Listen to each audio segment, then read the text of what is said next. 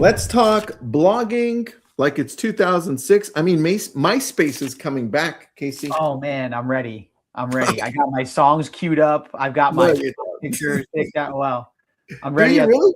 No, I don't. But Okay. if I had to, I could do it right now. What's happening, dude?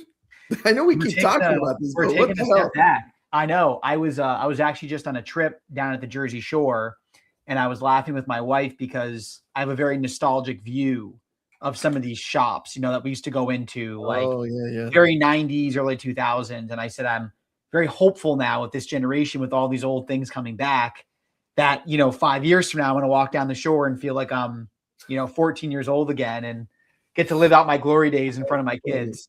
That's very funny. Is Tumblr coming back? That's what I want to know. Like, who knows? Tumblr coming back. In the circles I was in, it was popular. I know. I think I have friends that are far too old that are really excited about Tumblr and MySpace and all these other potential revivals. Dude, all right. Blogging, Playster, creating content that attracts the client now and converts it over to an actual client relationship, closing. When it comes to Playster and blogging, you guys are known for websites. Yep. And also 2006. Yeah, which is crazy. And content, but which is newer for us. It is, but you changed the whole idea of what a website should look like in order to compete in this new world. That's where I want to start with you. Yeah. Where are we with that? Yeah, so we did the original Playster back in the day. We came out with responsive websites that you didn't need a developer for, and a long time in the real estate industry, you had to go pay somebody a lot of money to go connect an IDX feed to a site. You were beholden to WordPress, right? You were beholden to custom code. And we broke that model, whatever it was, 10, 12 years ago when I started. Since then, like everybody came out to eat our lunch. This idea of drag and drop tools came around. IDX became a commodity. The portals really just blew up and had their moment. And so we saw that happen. And then between like my leadership team and I, 2-3 years ago, we just like saw this AI revolution happening. And we said, it's been so long since real estate got to be like on the forefront of some of this, right? Usually people laugh about the real estate industry taking years to catch up to some of these more modern technologies, right? We saw it with websites, we saw it with CRMs and other industries. And we did a big like 180 and we said, we're going to start with sites, which is like our bread and butter. But we know that even with drag and drop tools, people don't want to build a site themselves. Even with an amazing setup team that we have, which I love the team, we put out awesome custom sites for people. But people still sometimes go, I don't really want to pay the extra to have a custom site. I just want to kind of snap my fingers. I want to just talk into the universe and have a site appear. And so we went on this journey to do really the industry's first AI site builder that had the responsiveness, that had the IDX integration, that had all of those checklist items built specifically for real estate. So that meant we saw agents, we saw teams, we saw brokerages getting a brand new personalized website in minutes because our whole AI builder, the model was it's got to be fast. And, fast is subjective, but fast is like, it's got to be under 5 minutes and it's got to be personalized, right? I can't just give you a Tristan branded template that looks like everybody else's. I've got to have something that looks unique to you. And that was the starting point. That's and true. That's really where we, like I said, we made a 180 back to being website focused, but in a unique way, in a way that people couldn't just easily go out and get from either their current provider or a new provider. Okay, well, this time, just like last time, you guys are ahead. And I don't know. Well, we get to see all the tech in Lab Code Agents. You guys see it first. Yep. And there's nothing like this. We try to be ahead in a couple categories. I think the AI site builder was a big number one because people need a thing and they need it to look good. They need to like it. And they want it fast. They want it inexpensive. So we checked that box first. Then we said, okay, AI can't just be in the hands of the customer for building. The AI has got to be like the juice behind the website so that our customers can get found. And that was the next thing, right? Build a platform that the AI engines love. So if you were going to create content or we were going to do some content when we built the site for you, we want to make sure everything behind the scenes with our site, clean HTML, JSON LD file, all this was set up in a way for your site to get found. So that was step number 2. Then we entered into step number 3 where we are today, which was let's just start to create content automatically for people, right? There's other tools out there. There's blogging tools out there. We didn't invent the concept of content being created automatically. But what we did was we said, let's let it live natively on your place or site.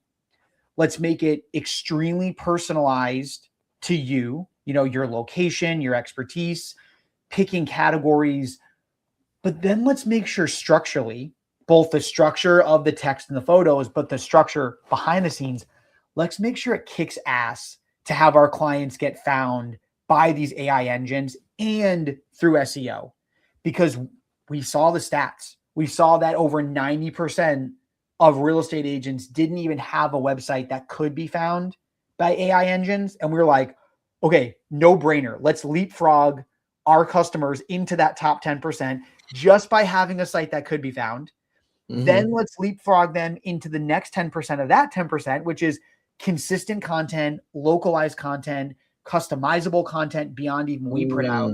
And so that was a step that we took that we just were super excited about.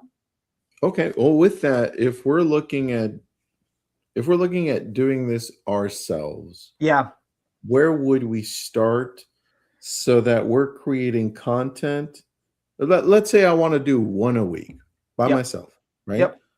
How would I structure this so that I start showing up on page 1? Because I'm already seeing it happen quickly, like next day, page 1, and the AI overview on Google, because Google's the most visited website in the world. That's why. Absolutely. Yeah. I'm gonna pull this presentation up. I'll go through. We love being educators at Playster. We think our products are awesome. We think we do an amazing job for our customers. You can see the proof out there, but we love to just teach people about what's going on. And so to your point, I'm going to run through maybe my mini pitch as to like what's going on out there and why you should be involved in this, because you'd be surprised at how many people we hear from, should I even be doing this? Like, is there even like room for me out there still, because they think it's been taken over? So let's talk first about SEO AEO. So SEO, I think a lot of people know, right? We've been talking about this for so many years, but the idea was like, let's rank number 1 on Google, right? Let's have keywords that are going to match the search. And I think both the engine focus and the user behavior, those things go hand in hand. And so user behavior is like, if I was the consumer or my friend was the consumer searching, how do they search? And I think about keywords, we think about phrases, and that still goes on. This hasn't been abandoned. I mean, I grew up, I'm sure you grew up, all I knew was how to type into Google, right? This idea of how to talk to an AI is actually way newer for me. And so a little bit of an, old dog, new trick. I think a lot of us feel the same way, and we kind of default to typing in phrases in Google. So I don't want to lose sight of traditional SEO still being a thing. On the new side, right? Answer engine optimization, AI optimization. You can hear all these phrases out there, but the goal here is so much different, right? It's this idea of being cited as the answer versus just having your clickable link. And we could spend days talking about, people theorizing about how to be one versus the other and why one is more important. My pitch to you is like, let's do both. There's really no reason not to try to do both, because the Venn diagram overlap is so big. But remember that when you're talking to an AI, you're asking questions, right? It is a talk. It's a conversation. It's like a friend. And so thinking about content that's structured in a way to answer those questions, that is going to be more of our primary focus here. Dude, I love this because it's not, I'll add one piece to this that Please. sometimes isn't clear, and you said it right now. It's not Google, but should I do Google or should I do AI? It's Google and AI. That's what I love. I love this slide. Dude, you always have good slides. Everyone take a picture of this one. It's a good one. We try here. All right. So we got the stage set, right? But like still there's some convincing. And there's so many stats you can point to. And I try to pick out ones that sometimes we hear this from people coming to us going, I'm coming to you because ... I know.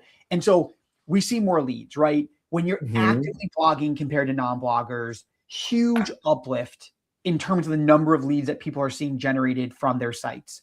Now, there's so many stale sites out there that I think sometimes these stats can be a little inflated by the number of, just boneyards of empty real estate sites that people built and kind of left. But the fact remains, if you are creating content, there's two things going on. There is causation, which is I'm creating content, I'm attracting people. Okay. And there's also correlation, right? People that are blogging, they're talking about these concepts.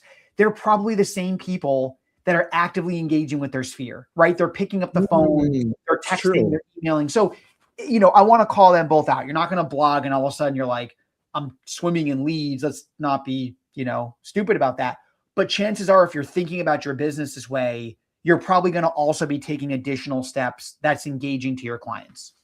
For anybody that's done paid advertising, I would actually love if you're out there in the chat, drop in the chat whether or not you've done any kind of paid advertising before.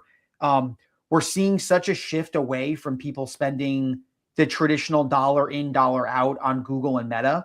And we see so many people now going back to, I want to thoughtfully engage with my sphere. I want to provide quality content for my sphere. I want to attract more people that look like my sphere by answering questions that they would be asking.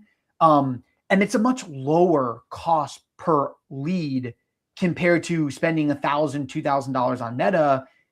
It's not free, right? You need to buy tools. You need to buy a site. You need to put your time in, which our time is never free, but it's going to be so much more cost efficient and higher conversion rate, right? 2x higher conversion rate from organic versus paid search. It's not like we're talking about, 5 and 10. We're talking about maybe 2 or 4 leads out of 100 compared to 1 or 2 out of 100 for paid ads. Still small, but it makes a huge difference when you're putting the effort in. It's true. I love to talk to you about like this. The world still starts digitally, right? We start online.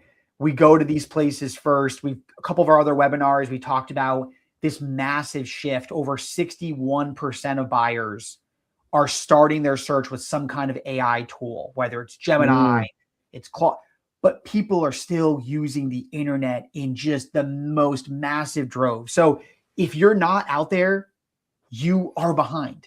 Can I add one thing to this? Because please, in this search, what was that percentage you said that how many people start their search?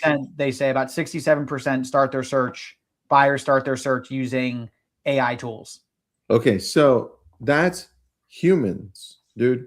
You didn't even add, but I know you were thinking it. We didn't even add other AI tools searching for relevancy for specific topics. And that one thing will outdo every human in the world multiple times over. So the ability for a company like Playster to be able to place us in a position to be able to be found by AI tools because it has the right schema, the right creation of the blog and content, that becomes more important because you're speaking AI language to AI tools. Absolutely. There's like the other paradigms you start to like the multiverse, which I know you're a guy who likes the multiverse like I do. What are you talking about? Computers talking to computers like we're in a Marvel movie. And it's so true, right? There's this whole other idea. There's another player out there where Google guarded this for so long through SEO and said, our algorithms are kind of hard to understand. We're going to really, gate this. Well, now there's a bunch of other players that have showed up, and they treat searching information and surfacing information so much different than the original Google SEO or Bing SEO results did. And so now you've got human behavior, which is our behavior and consumers, and then you've got computer behavior. And so, yes, Playster wants to set you up to be effective for both, because you can't just have computers talking to computers. You've got to remember that there's still humans out there involved in the process, but the computers are probably going to feed the human the answer. True. I want to talk about categories. Yeah. Well, I've got a question for everybody just tuning in, just so that I know. Yeah. Oh, and so you're out there. First of all, thanks for tuning in. You're out there. I have a question for you. Do you go to Google to find your search, or do you go to ChatGPT to start your search, or do you go to Claude? What do you do? AI or Google first? I don't go to Google anymore almost to do that. Where do you start? I go to Gemini for some reason. Yeah, me too. But lately, Gemini's not giving me the best responses, so now I'm gravitating to ChatGPT, which is interesting. Yeah, I love the idea of the best responses, because I sometimes had this feeling of like, it's not really the response that I want, even if it may be the right answer. It's not like the answer I was actually seeking. And I'm like, who's going to tell me what I want to hear today? You know, which one of you bots out there is going to talk to me that I'm in the mood for? When I'm frustrated about something, I go to Claude. When I'm a little happier, I go to ChatGPT or, Gemini. So, what's interesting though, Casey, tell me if you do the same. When you're looking for a place to eat though, do you go directly to the map, or do you still go? Yeah, me too. Guy. Yeah, I'm a map I don't go to Gemini. No. I don't go to the map. Oh, that's different. I'd be a poser if I, did otherwise. That's so funny. That's I want to talk about categories, because again, like, we got to think about what to write about, right? We need ideas. And so I'm going to start here, which is what I see the 4 biggest categories that consumers search in. Property search is still massive. And I drew this circle around property search and market and location info, because I think when you're creating blog content, you can couple these together. Now, if somebody's searching for a 3-bedroom, 2-bathroom home in Boston under 2 million, that's a property search, right? And there's a million places they can go to do that. But you can also talk about and write content that says, my favorite 3-bedroom homes in Boston right now, for whatever. And you can still talk and put context and language around a search result that you think consumers are going after. So here in Boston, like, whether you're looking for a full brownstone or a condo, that's a big differentiator that realtors that are in tune, they know about. Whether you're looking for a 2 or 3 bedroom, what managed or not building. So you can pick off little keywords that your consumer search for, and you can blend that property search and market and location info.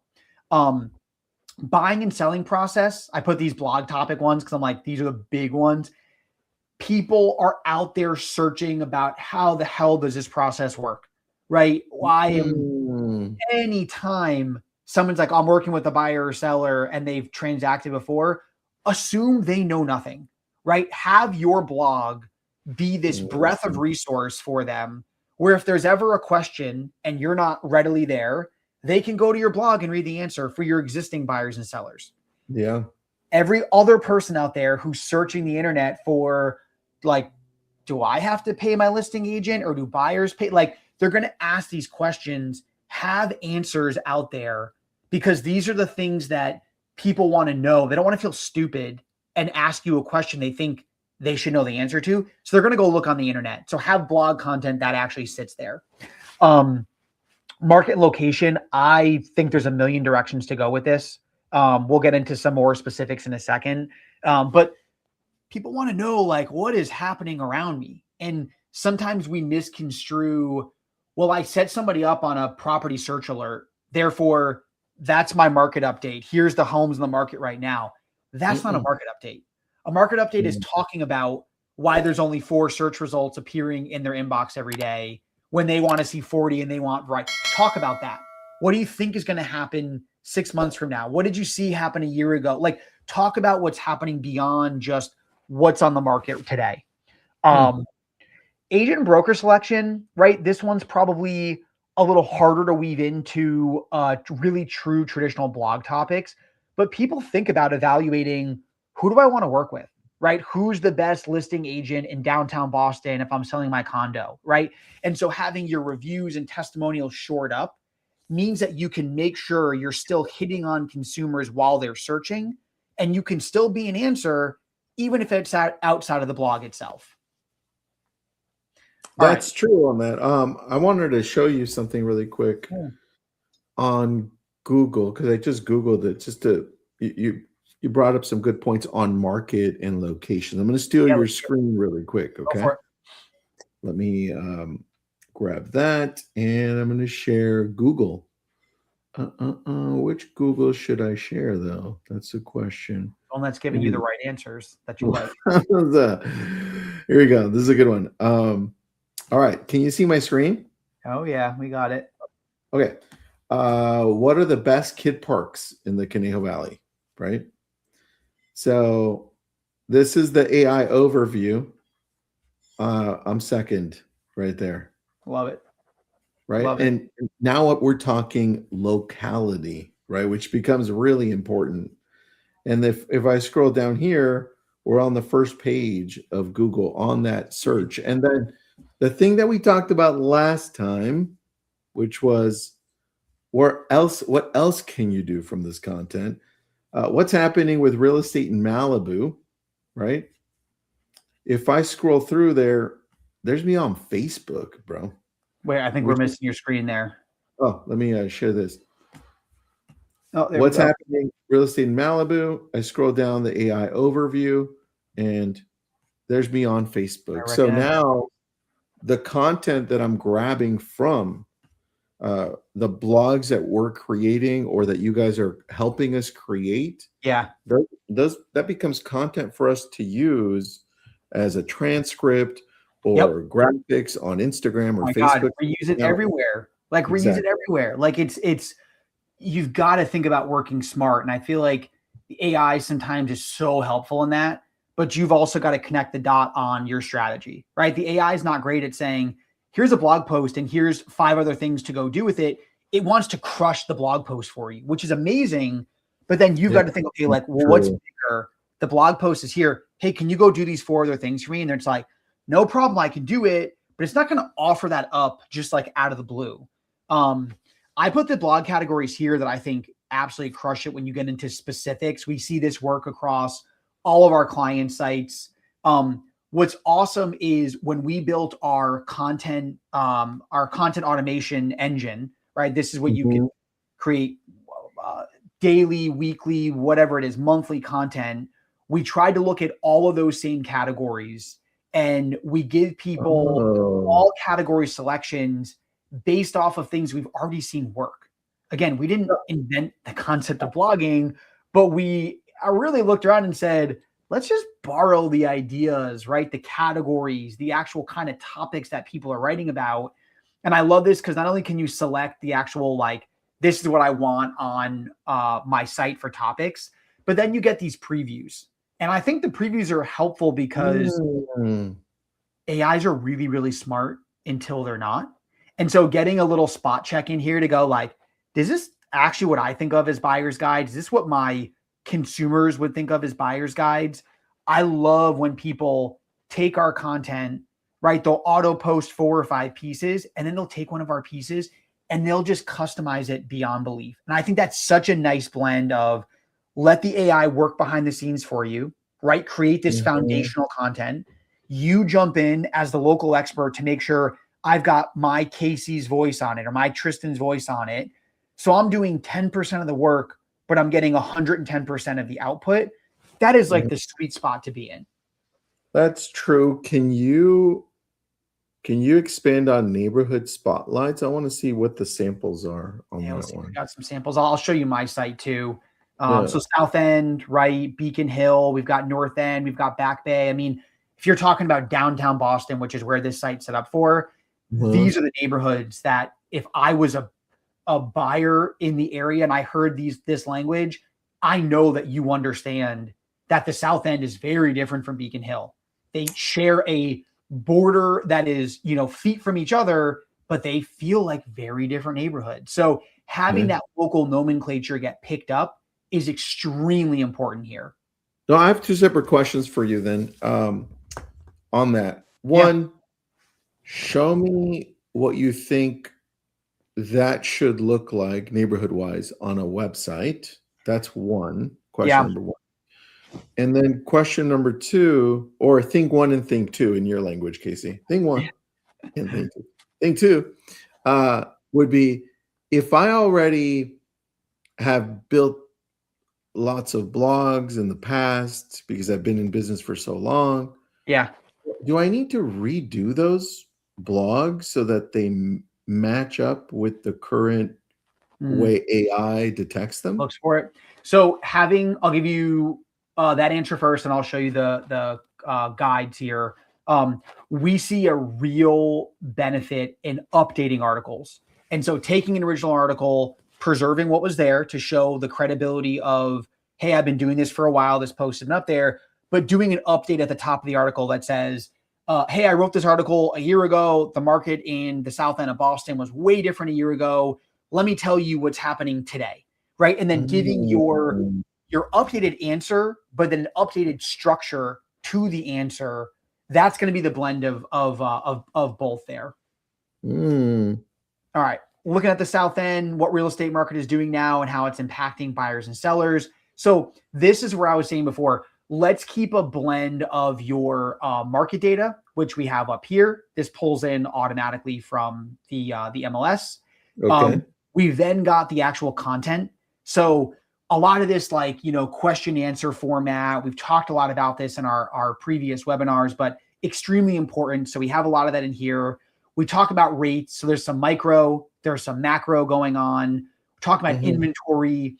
And then aside from all the other content here, we've got our FAQs, which crush, right? We see so much activity when you look at time on site, hotspots. These are big. And then we couple that with actual listings. Now, this to me, like I said, this is where you can take that IDX integration that people go, well, they're going to Zillow, they're going here. They are also going to your site. And so having your neighborhood guides be reflective of showing the listings and the information all together in one, to me, that's the 1-2 punch, right? And you can cut this data up however you want. If you want to talk about the South End condo market, which is different than the South End, like I want to buy a home or a luxury high rise, you can add as many filters as you want to show these listings. And then you can become really specific in your neighborhood guides if that's how the market talks about your neighborhoods. I like this, man. I'll go back I like the layout. This was built with AI? This is built with AI, all AI. Yep. Okay. Now I like the headings per paragraph. Yeah. Right. Because that allows the AI to search through each one of those as an answered question for that headline. Is the South End still a seller's market? Right. Yep. I like that. Yep.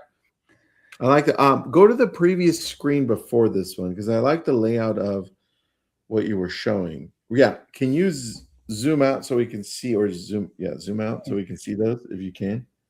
Can I think so. Yeah, there we go. We'll zoom out. So I set the blog up here to again feel more like a conversation than just a series of posts. Now, both are helpful, right? And I try to think about, and I would say this to you on your own sites, whether it's with us or with somebody else, think about your core content that, number one, your buyers and sellers actually want to see. And number two, that will paint the right picture of where you are and how you operate. We all know. Yeah, go ahead. On that, you had a slide that showcased the 5 things we need to focus on when creating content. Can you showcase that again? Put that back really quick. Yep. Because that would give me more clarity if I'm looking to see where I should start. That's the one. These are the 5. Start here. Yes. These are actual categories that you can start with that I think everybody has the tools, they have the wherewithal to write foundational pieces on their site. Because I'm not going to lie, some of this content, like you said before, it's so the computer can talk to the computer. And maybe your consumer is not going to read the whole article because it's way too long, it's way too this or that, but you're looking at this as a lead generator. That is amazing. Do that. But don't forget that there are probably 5 or 10 topics that every one of your buyer and sellers are going to ask about. That to me are your foundational topics, your core topics.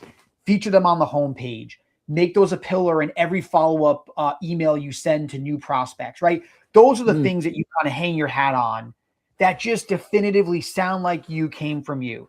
Then you've got your AI content that's still local, it's still relevant, still helpful, but it's kind of for the computer to talk to the computer so that you can generate leads by being cited as an answer.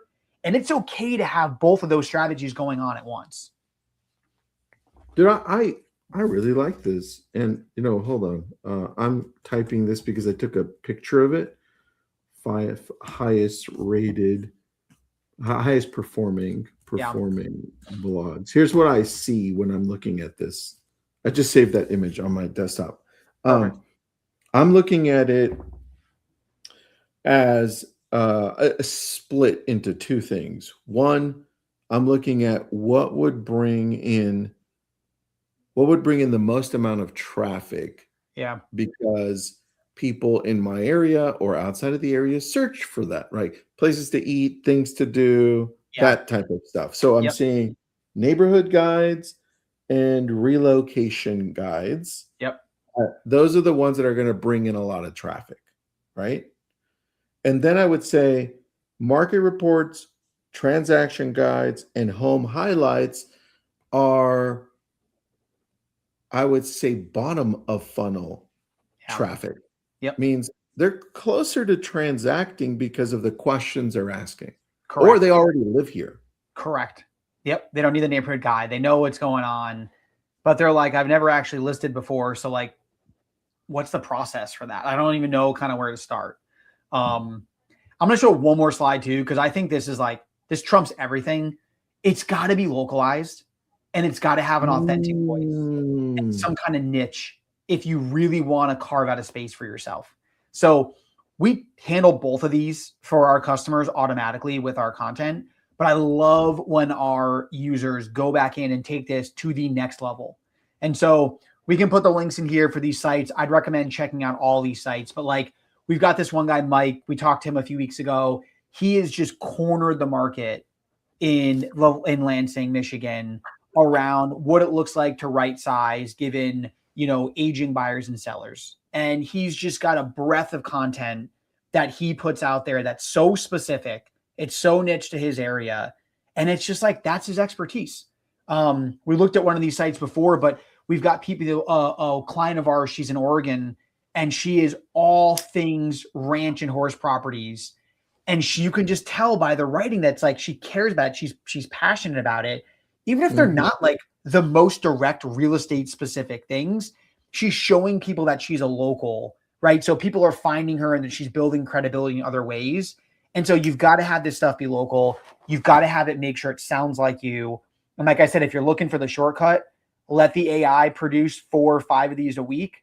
And then 1 or 2 of these has to be like your pen went through it. It really got your voice. Try to find a pillar piece of content you can create at least once every 2 weeks. And that's the big highlight you're going to have on your homepage. The rest of the stuff is going to feed the engine to help you generate leads. Yeah. Once every 2 weeks, that's what, 26 blogs in a year about, right? Yeah. And if they're filled with the right content, that can really create a lot of multiple avenues for AI to grab the right pieces. Because you were showing that one article in Boston that had all those headlines as possible entry points for SEO and for AI. So I really love that. I love the entry point. That's exactly right. Yeah, that's good. David's got a question. David, how does AI get accurate local information and local photos that won't get us in trouble? Great question. So we use a piece of technology in the background where we create a business profile for every one of our customers. So we have an AI tool that scans. It'll say, hey, Casey Popkins, he's in Massachusetts. We've connected Casey to be this person covering these areas based off of reviews and testimonials that are on the internet, based off of existing profiles. And then after that, we give users the ability to edit their business profile to say, I'm not just Boston. I'm really these 4 neighborhoods specifically. I want to get down to the nitty gritty. Once the AI knows that, either through self-learning or through your input, then as it goes back and it researches these topical categories, it does topical category tied with your location, and it sources all this information on both of those layers. So that's how we can create the right localization for the content itself. We do a predominantly AI image category creation, especially to avoid copyright. And where the AI can't create a really compelling local image, we use an Unsplash integration, which is royalty free. We pay for a business account, so we can check both boxes. If the AI just can't get it right, we got a lot of royalty free images that cover it. Oh, that's a good answer, David. What I do is we put up a link there. What was it? app.playster.com. And you can go, you can also scan that QR code. It'll take you through a process to build the site. And 4 minutes, 3 minutes. Yeah, 3 minutes. You can set a timer if you want, which would be fun. You can let us know. Was it 3 minutes or was it 3 minutes and 20 seconds? I did this on a stage one time, and I had that. You were sweating bullets. Oh, you kidding me? I was sweating through my suit. Yeah, but it delivered. It delivered. Okay, good. I'd be freaking out, dude. You ever seen the SpongeBob? Yes. 3 hours later, I had that queued up just in case it failed. Oh wow, you prepared. I was ready. You never know. It's technology. So funny. Be ready. No, check it out. While Tristan makes his cup of coffee, you can have your site built, personalized to you. Check out the content creator. It is insane the way that we're watching our clients leapfrog over their competition because people aren't doing it. Their site's not built for it. They're not doing it. And you're taking these massive steps with very little effort on your part, that's the sweet spot. Here's the part, and then I'll let everybody go. The part that you need to pay attention to. The opportunity that we're seeing isn't going to last forever. Yep. So when we're building these blogs, the right blogs, right? They're showing up on the AI overview and on the first page of Google overnight, right? Yeah. So it's causing traffic for us, which is great. But that's not going to last a year, 2 years, because everybody's going to be, oh, that's working. And then at that point, it's like, well, thank goodness we jumped in early, because now we have those blogs that have that history being identified by Google and AI, which gives it authority. So that's how I see it. It's the right framing to end on. Don't wait. Right, Anne-Marie, what's up, Anne-Marie? District of Columbia is not included in the states that you service. So we DC. do cover, it's one of those, not a state, but still a state. We do cover it, Anne-Marie. Check us out. We'll make sure if you don't see it on there. I know for a fact I've got clients there. I had a phenomenal client there forever who I used to go meet with. So we'll get you taken care of if you don't see it on the list, because it's a go. Anne-Marie, I know they do it because we interviewed somebody in Lab Code Agents that uses the Playster site that's out of the DMV area. Yeah, and our founder's from that area too. He couldn't leave his locals hanging. Yeah, there you go, Anne-Marie. Good question. Good question, Anne-Marie. Thank you, David. Great question, and everybody else who participated. By the way, Casey, most people do go to ChatGPT, but some still go to Google. From everybody that was answering. Good. Okay, glad to hear it. Glad to hear it. Good. All right, everybody. Thank you so much. Please scan that, Casey. We'll see you next week or the following week. I don't remember. Following week. We'll see you then. Yeah. Thanks everybody. Thanks, everyone.